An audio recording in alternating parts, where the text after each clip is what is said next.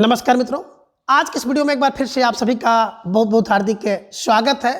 आज हम हिंदी साहित्य इतिहास के अंतर्गत रीतकाल के प्रमुख कवि एवं उनकी रचनाओं को अब तक के सबसे आसान ट्रिक की सहायता से याद करने का प्रयास करेंगे।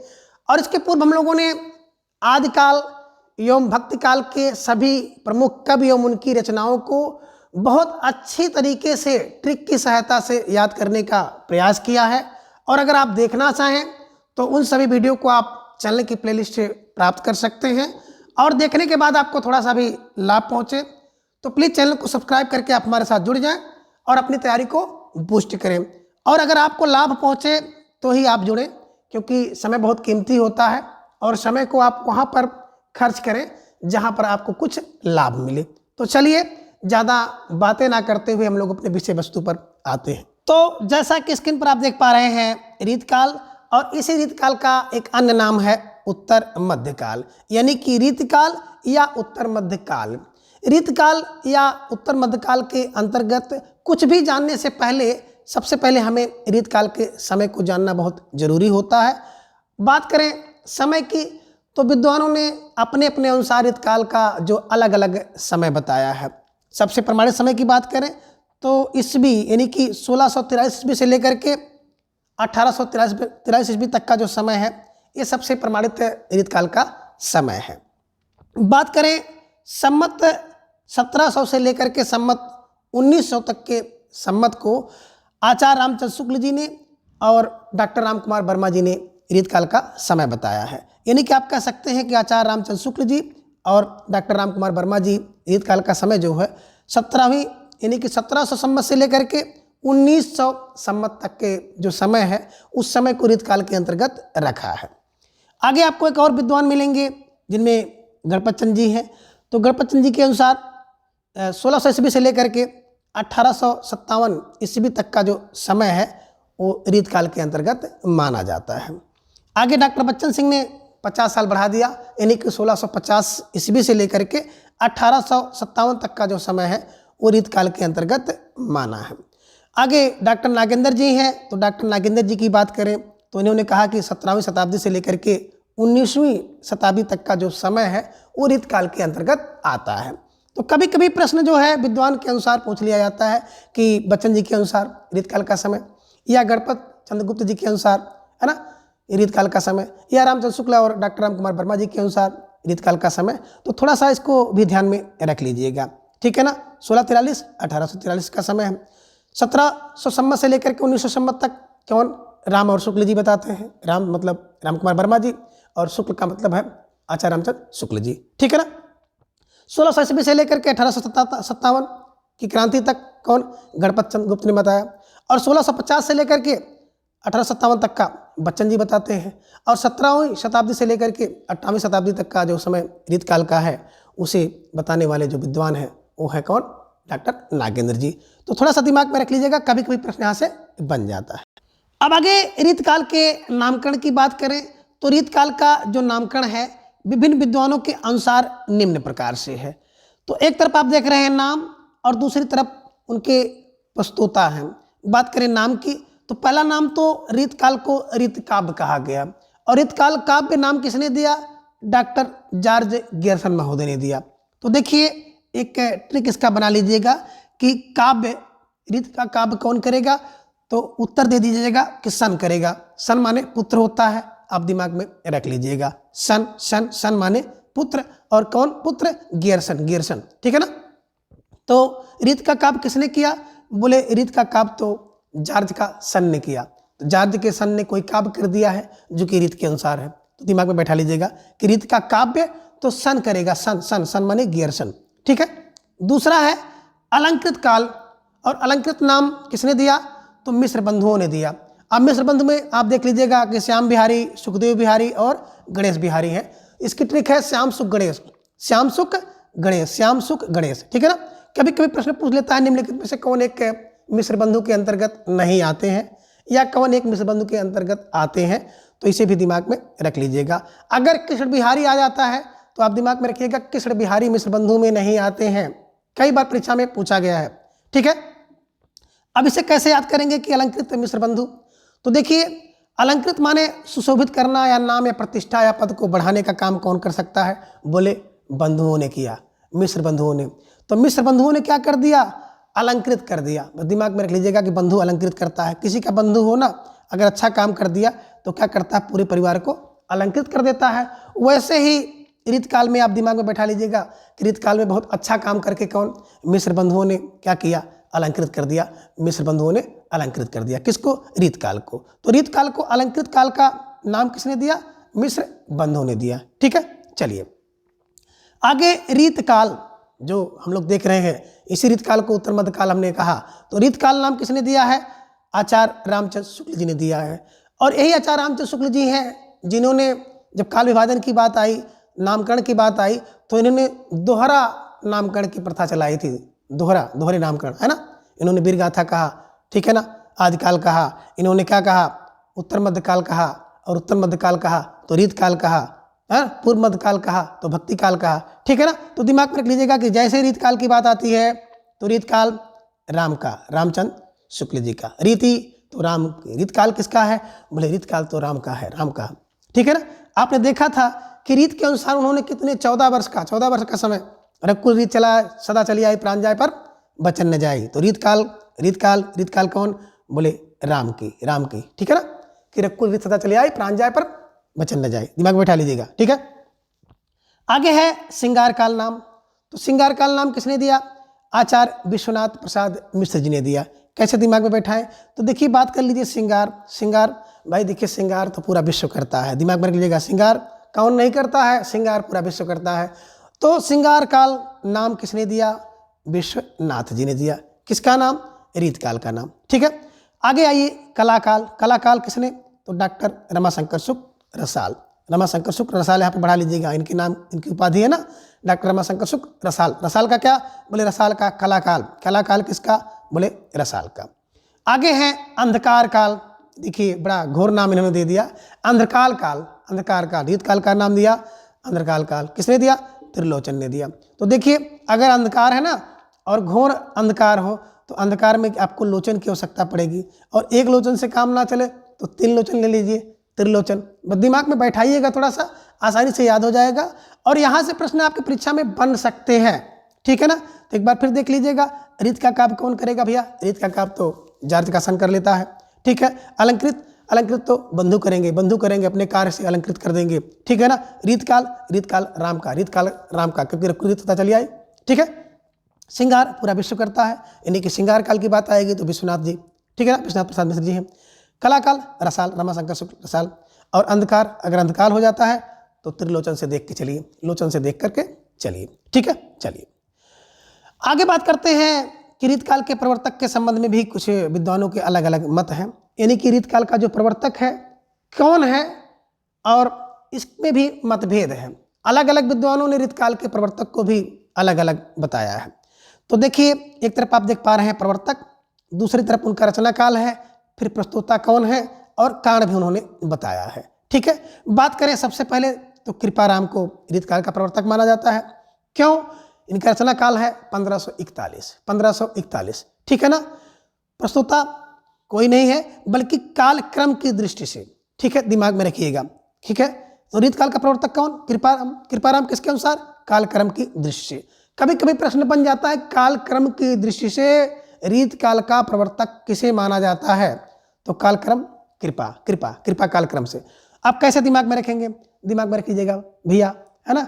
कोई पूछता है कैसे चल रहे हैं, बताए भैया कृपा है, कृपा चल रही, कृपा और कृपा देख ही रहेंगे ना कालक्रम के अनुसार, है ना। बहुत प्राचीन क्रम से कृपा सबके ऊपर चलती आ रही है, और उसी कृपा के फलस्वरूप हम आप चल रहे हैं, हमें आपको चला रही है। तो दिमाग में रख लीजिएगा कि कृपा कब से? बोले भैया कृपा तो कालक्रम से ही चलती आ रही है, और कालक्रम की दृष्टि भी, कृपा की दृष्टि हम लोगों के ऊपर पड़ती है। तो कालक्रम की दृष्टि कौन? कृपाराम। ठीक है, चलिए आगे बात करें केशवदास की। तो केशवदास का जो रचना काल है 1555 से लेकर के 1617 ईस्वी तक। तो 1555 से 16-17 साल तक, बचपन से 16-17 साल तक, बस दिमाग में रख लीजिएगा। और प्रस्तोता कौन है? डॉक्टर नागेंद्र जी हैं।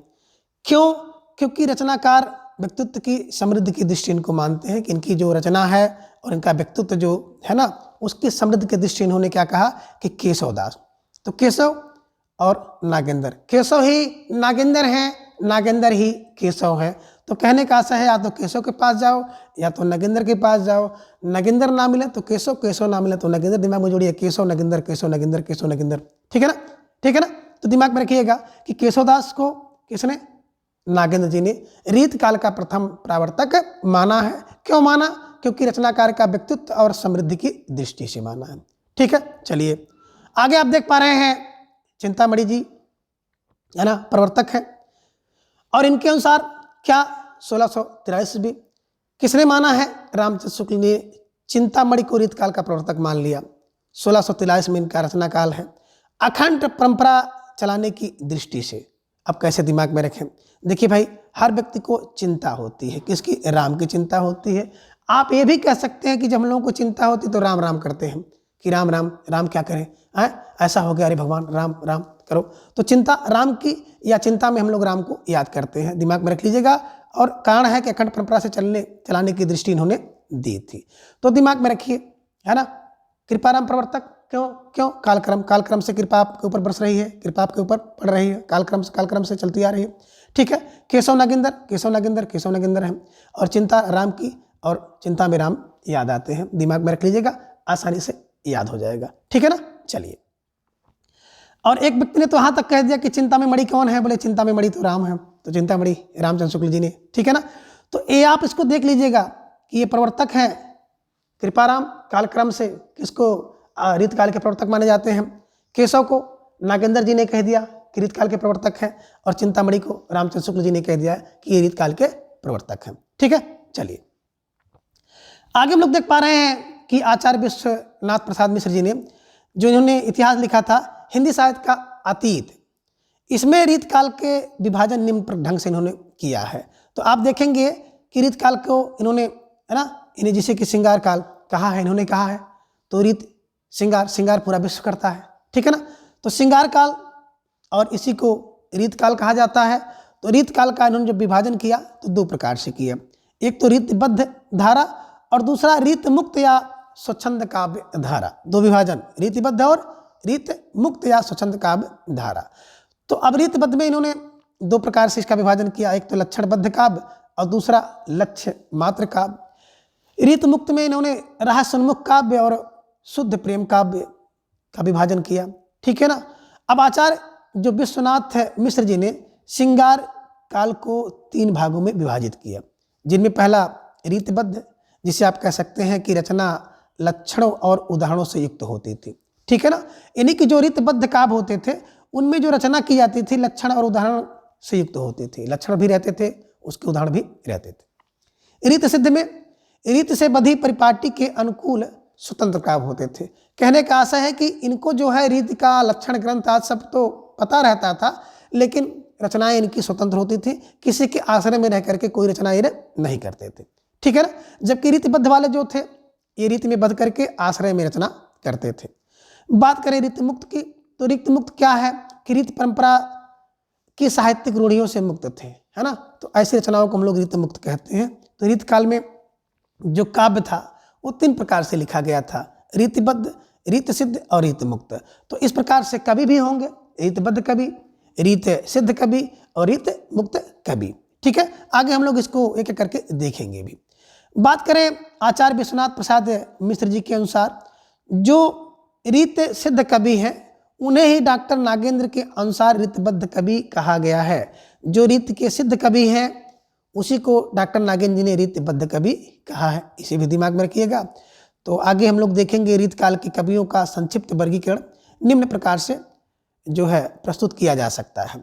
इसमें आप देख पा रहे हैं किसके अनुसार है, ये विश्वनाथ जी के अनुसार है। तो विश्वनाथ जी ने क्या बताया, थोड़ा सा इन्होंने अपना जो बताया कि विश्वनाथ मिश्र जी ने रीतबद्ध में, ठीक है ना, रीत सिद्ध है, और नीचे देख पा रहे हैं रीत मुक्त है। तो रीतबद्ध में इन्होंने क्या कहा कि रीत में बद्ध कौन रहता है, किसके, विश्वनाथ जी के अनुसार। तो देखिए एक तो व्यक्ति केशव में बधा है तो केशव, दूसरा सेना पूरी सेना पथ के अंदर बधी रहती है, जसवंत वाला व्यक्ति जो जस चाहता हो भी राम से बधा होता है, ईश्वर से बधा होता है। मति तो बिल्कुल अगर राम में लग गई तो राम में बधी हुई है। देव तो बधे ही रहते हैं सदा अपने सिंहासन से। भिखारी अपने भीख से बंधा हुआ है और पद्माकर जो है वो पद में बंधा हुआ है। तो एक तो आप क्लू ऐसे निकाल लीजिएगा कि ये लोग बद्ध वाले हैं, ठीक है ना। और स्क्रिप्ट ये भी बना सकते हो कि केशव की सेना जब जम गई, है ना, तो एक आप कल्पना कर लीजिएगा कि कोई देव है ना, जिन्होंने मान लीजिए कि केशव पर आक्रमण कर दिया। अब केशव पे आक्रमण कर दिया, हमला कर दिया, तो क्या हो गया, तो केशव सेना लेकर वहाँ पे पहुँच गए, या केशव की सेना वहाँ पहुँच गई, जाके जम गई। तो केशव की सेना जब वहाँ पे जम गई तो देव क्या हो गया, भिखारी बन करके पद्माकर के पास भाग गए। तो बस दिमाग में रख लीजिएगा, ठीक है ना। तो दिमाग में रख लीजिएगा कि जब केशव की सेना क्या हो जाती है, जम जाती है ना, तो क्या हो जाता है, देव भिखारी बन करके पद्माकर के पास भागते हैं। एक तो ये हो गया। दूसरा, रिद्ध सिद्धि में केवल और केवल बिहारी लाल हैं, ये दिमाग में रखिएगा। रिद्ध सिद्धि का कोई लफड़ा नहीं है ना, बिहारी केवल रिद्ध सिद्धि में है।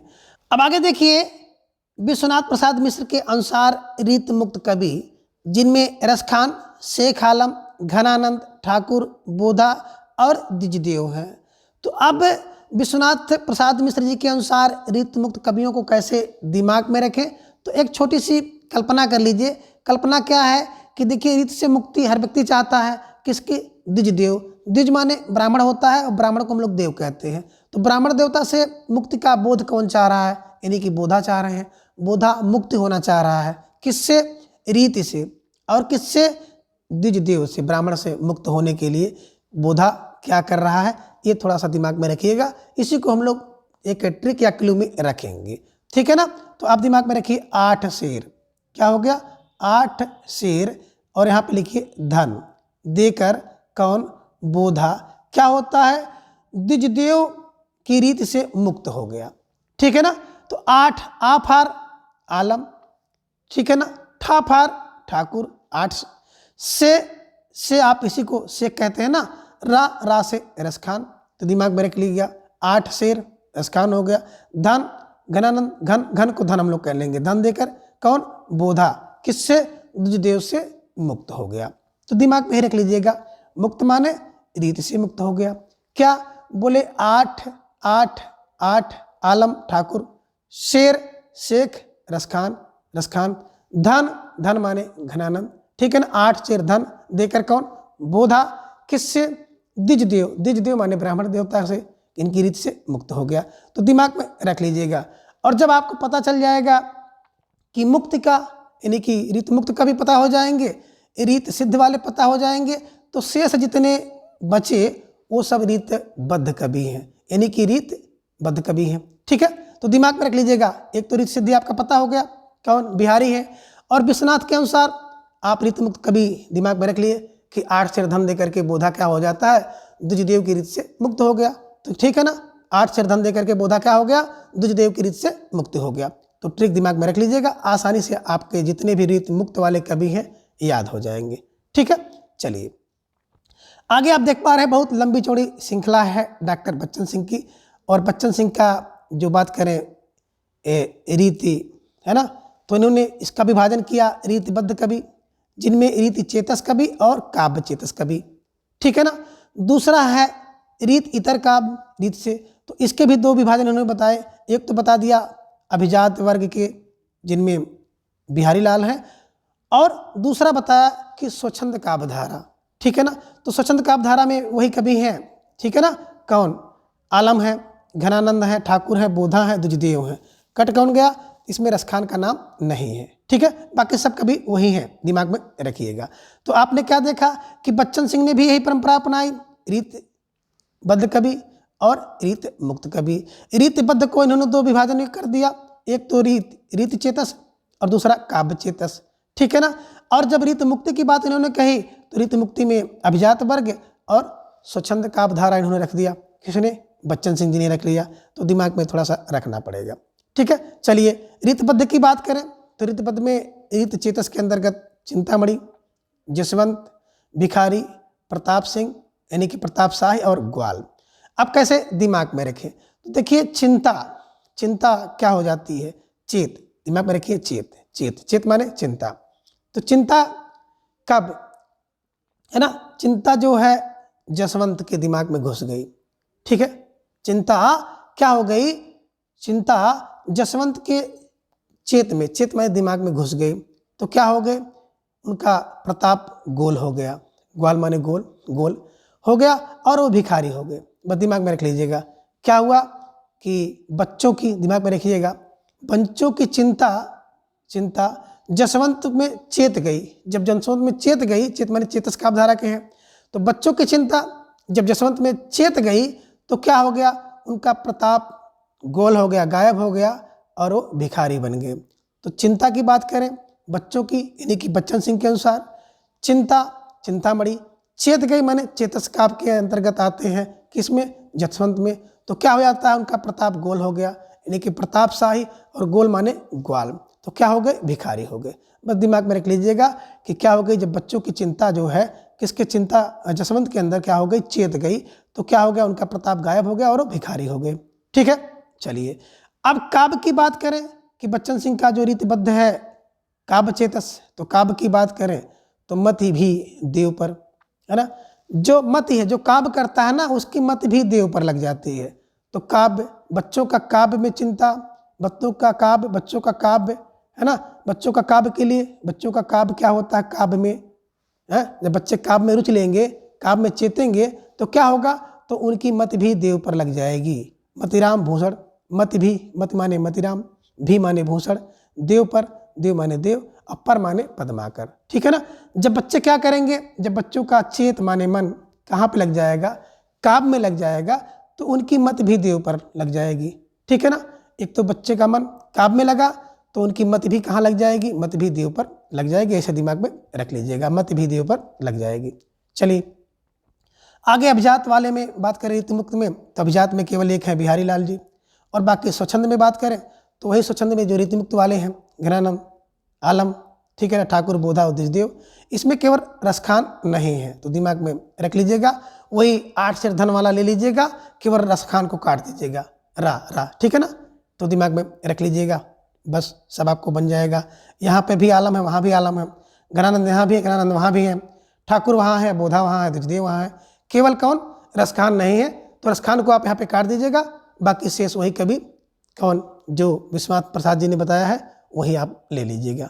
ठीक है, अब आगे डॉक्टर नागेंद्र द्वारा तत्कालीन कवियों का कालक्रम अनुसार वर्गीकरण निम्नांकित है, जो कि बहुत लंबा चौड़ा वर्गीकरण इन्होंने प्रस्तुत किया है, जिनमें आप देख पा रहे हैं। सबसे पहले आप यहाँ पे आएंगे तो देखेंगे डॉक्टर नागेंद्र जी, और डॉक्टर नागेंद्र जी ने मुख्य यही है कि 3 प्रकार से इन्होंने रीतकाल का विभाजन किया है, रीत कवि, रीत मुक्त कवि और रीत सिद्ध कवि। ठीक है ना, तो दिमाग में रख लीजिएगा। और जैसे बात करेंगे रीत कवि की, तो रीत कवि के अंदर इन्होंने एक तो विशिष्टांग निरूपक वाला लिया कवि, और दूसरा इन्होंने ले लिया सर्वांग निरूपक कवि, कि जिन्होंने सब कुछ का निरूपण किया है, सब रस छंद अलंकार आदि सब। ठीक है ना, तो दिमाग में रखिएगा कौन कौन सर्वांग निरूपण में है। एक तो चिंता सबको होती है, हर व्यक्ति जानता है ना। कुलपति सर्वांग होते हैं, सब पति एक जैसे होते हैं। कुमार भी मणि होता है ना, और सर्वांग होता है, तो कुमार जो होगा सबके लिए सर्वांग होगा। सोमरस मिल जाए तो भैया सर्वांग सब लोग चाहेंगे, सोमरस मिल जाए, सोमनाथ सोमरस। ठीक है ना, भिखारी के लिए सब कुछ सर्वांग है, तो दिमाग में रखिएगा। और रसिक गोविंद भाई रसिक गोविंद है तो उसके लिए सर्वांग गोविंद ही है। देव सर्वांग होते हैं, सब है ना। अमीर व्यक्ति के पास सर्वांग होता है, दिमाग में रख लीजिएगा। ग्वाल के पास सभी गायें सबंग है, सर्वांग है। और प्रताप सर्वांग होता है, नहीं कि प्रताप शाही सब कुछ है, तो दिमाग में रख लीजिएगा कि ये जितने भी आपने देखे कि चिंतामणि, कुलपति मिश्र, कुमारमणि, सोमनाथ, भिखारी, रसिक गोविंद, देव, अमीरदास, है ना, ग्वाल और प्रताप शाही, ये रीति काल के अंतर्गत जो सर्वांग निरूपक कवि हैं। ठीक है, चलिए दूसरे देखिए, जब आप कहते हैं विशिष्टांग, तो विशिष्टांग के अंतर्गत अलग अलग है। कोई जो है रस वाला है, कोई श्रृंगार वाला है, कोई छंद वाला है, कोई अलंकार वाला है। तो अब विशिष्टांग में हम लोग आएंगे तो सर्व रस का निरूपण किसने किया है, यानी कि रस वाले, सभी रसों का निरूपण करने वाले। तो आप देख पा रहे हैं तोस क्या करते हैं, सब रस लेते हैं। सुखदेव भैया खूब रस लेते हैं, सब रस सुखदेव भी लेते हैं। और रसलीन है तो भैया तो रस में लीन ही रहेंगे, इसलिए इनका नाम ही पड़ गया कि रसलीन, सर्व रस ले रहे थे इसलिए इनका नाम रसलीन पड़ गया। और पद्माकर भी उनके साथ रहते थे, दिमाग में रखिएगा, इनके साथ रहते थे तो ये भी रस में लीन थे, है ना। राम सिंह भी बिल्कुल रस में सर्वरस का निरूपण करते थे। उजियारे भी, है ना, इन्होंने भी सरबरस का निरूपण किया है। चंद्रशेखर वाजपेयी ने भी सरबरस का। याकूब तो ऐसे थे जैसे कुआं में डूब गए थे, है ना, यानी कि सरबरस का निरूपण करते थे। और प्रवीण व्यक्ति क्या करता है, सरबरस का निरूपण करता है। तो एक छोटा छोटा क्लू बना लीजिएगा कि सरबरस का निरूपण कौन कर सकता है। एक तो तोष है, तोष रस में है, सरबरस का निरूपण करेंगे। सुखदेव सुख देता है, सब है तो सब रस में डूबे हुए हैं। रस तो रसलीन में रहेंगे ही। उनके साथी है पद्माकर, तो पद्माकर भी रस में लीन थे। राम सिंह कहाँ पीछे रहने वाले हैं, राम सिंह भी रस में लीन हो गए, ठीक है ना। उजियारे रस में लीन है, चंद्रशेखर वाजपेयी रस में लीन है, याकूब और बेनी परवीन भी रस में लीन है। तो ये दिमाग में रखिएगा, कई बार पूछा गया है कि तोष का, है ना। तो निम्नलिखित में से कौन एक सर्वरस का निरूपक कवि है, तो तोष सुखदेव दिमाग में रखिएगा, रसलीन रखिएगा, पद्माकर रख लीजिएगा, यहाँ पे याकूब खां और बेनी परवीन को रख लीजिएगा। कभी कोई प्रश्न यहाँ से बन जाता है, ठीक है ना। और बात करें इन दिनों तो भैया टीजीटी पीजीटी में कौन सा प्रश्न कहाँ से बन जाए, इसकी कोई गारंटी नहीं है, जिस तरह से प्रश्न पूछे जा रहे हैं, ठीक है। इसलिए सबको आप लोग मोटे तौर पे नहीं तो हल्के तौर पे देखते चलिए, ठीक है।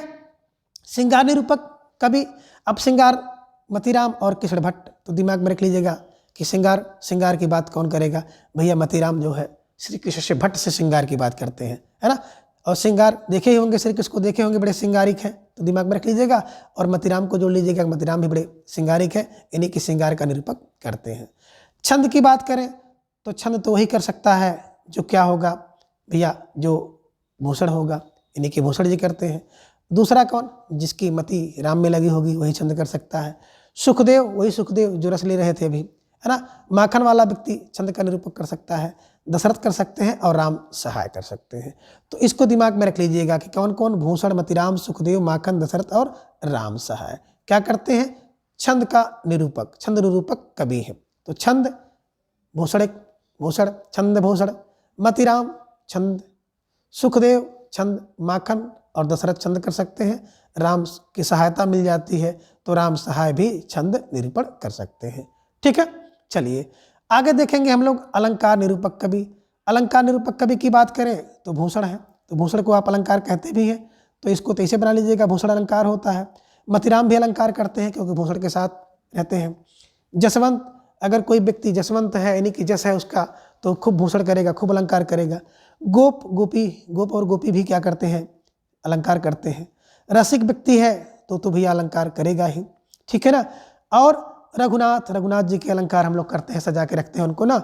दूल्हा, कोई दूल्हा होगा तो भैया अलंकार तो करेगा, उसकी शादी है तो खूब सज-बज के जाएगा, है ना। रूप का रस बढ़िया बनाना है, रूप रस तो भैया अलंकार करना पड़ेगा, है ना। आगे है पद्माकर, तो पद्माकर भी क्या करेंगे, खूब अलंकार करेंगे पद्माकर। सेवादास भी खूब अलंकार करेंगे। और गिरधर दास, श्री कृष्ण तो अलंकार, इतना अलंकार करते थे कि उन्होंने देखा होगा मयूर पंखी तक लगाते थे, ठीक है ना। तो बस दिमाग में ही रख लीजिएगा कि अलंकार का निरूपक भूषण है, मतीराम है, जसवंत है, गोप है, रसिक सुमित है और रघुनाथ बंदीजन है, दुल्हा है, रसरूप है, पद्माकर है, सेवादास और गिरधर दास है।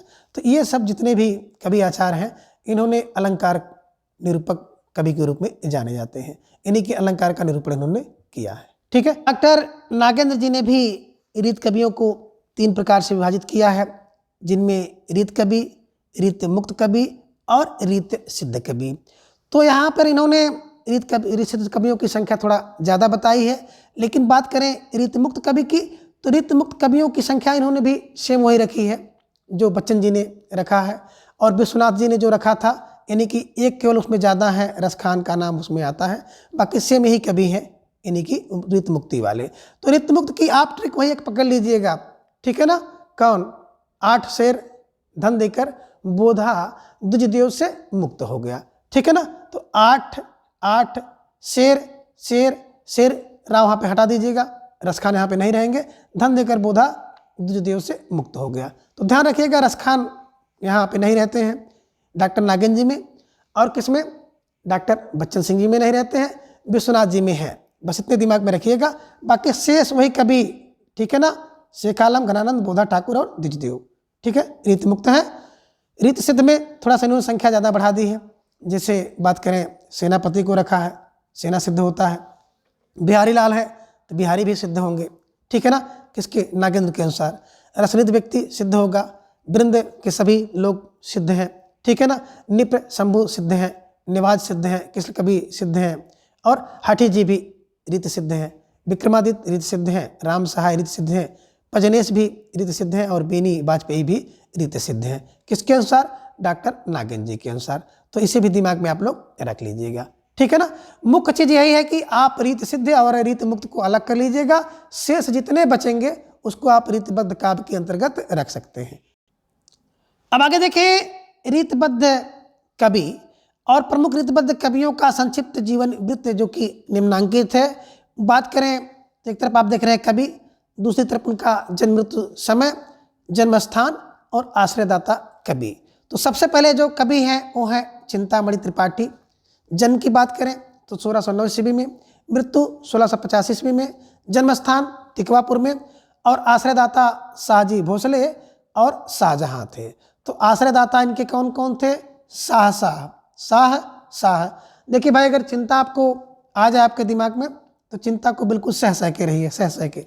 सह शाहजी भोसला और सह शाहजहां, ठीक है। अब देखिए चिंता की बात यहाँ पे आ गई तो चिंता किसे नहीं होती है? बोले छोरा, छोरा को हम कहते हैं छोरा। छोरा को no tension, no tension, no चिंता, यानी कि चिंता नहीं है। 1609 में जन्म हुआ तो जन्म के समय छोरे को नो टेंशन, नो टेंशन। जब बच्चा जन्म लेता है ना, कोरा कागज होता है, तो क्या होता है? उस छोरे को नो टेंशन, नो चिंता, नो चिंता, नो टेंशन। तो छोरे को नो टेंशन, नो टेंशन।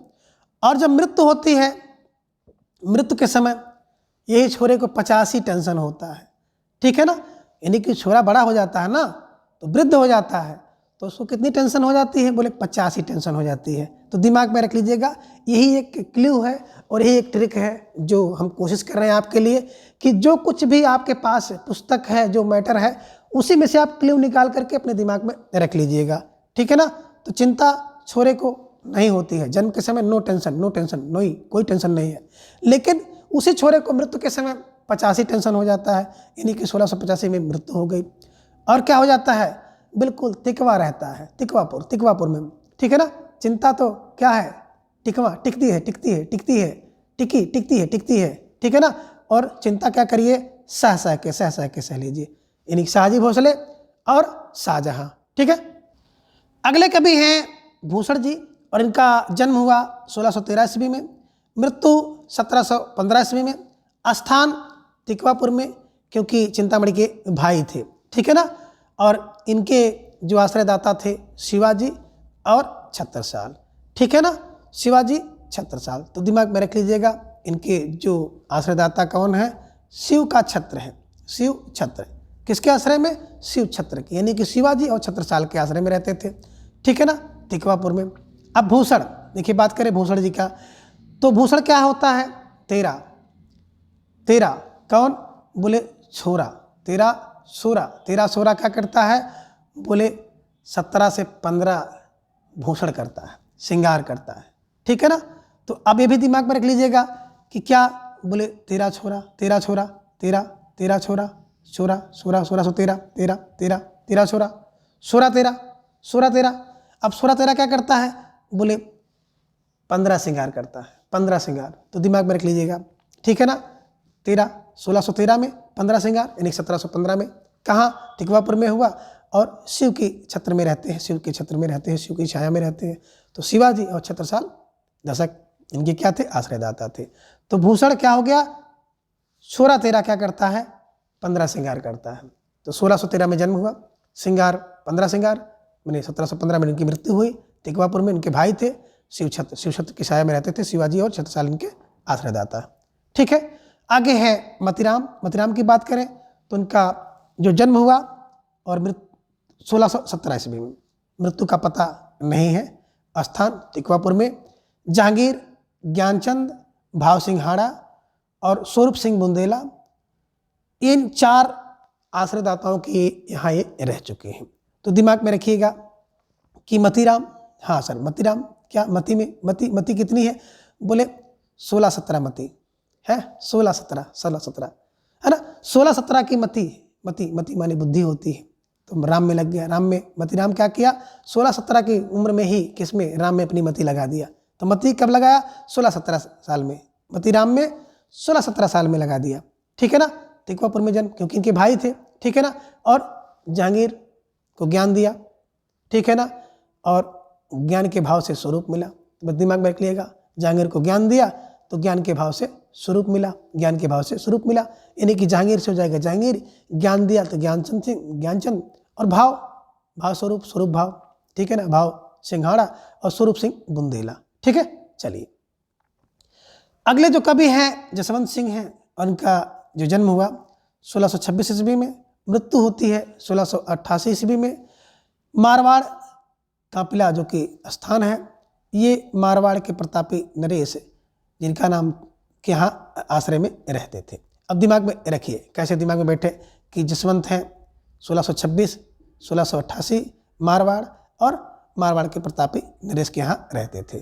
तो देखिए यहाँ पे रखिए जसवंत क्या हो गया, 16, 13 छोरा, 16 क्या करता है ना, 26 मिनट में क्या किया, 88 लोगों से मार मार किया। बस दिमाग में रख लीजिएगा कि जसवंत, हाँ जसवंत 16, 13 16 क्या किया, 26 दिन में कर लीजिए या मिनट में कर लीजिएगा, 26 दिन ही कर लीजिएगा कि 26 दिन में क्या करता है, 88 लोगों से मार मार करता है। बस दिमाग में रख लीजिएगा कि जसवंत का छोरा जो है 26 दिन में क्या करता है, 88 लोगों से मार करता है।